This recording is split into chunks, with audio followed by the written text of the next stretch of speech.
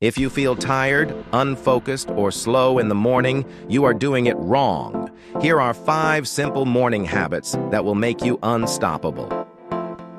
Habit number 1. Drink a full glass of water first thing in the morning. When you're dehydrated, your brain gets foggy. Staying hydrated helps you think faster and stay sharp. Habit number 2. Get sunlight within 5 minutes of waking up. It resets your body clock and gives you more energy all day. Habit number 3. Cold exposure. Splash cold water on your face or take a cold shower. It instantly wakes up your nervous system. Habit number 4. Write down one goal for the day.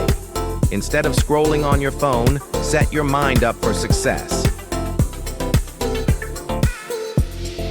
Habit number 5. Move your body. Stretching or walking for just 30 seconds increases blood flow and boosts focus. Want to be more productive? Try these tomorrow. Which one will you start with? Comment below.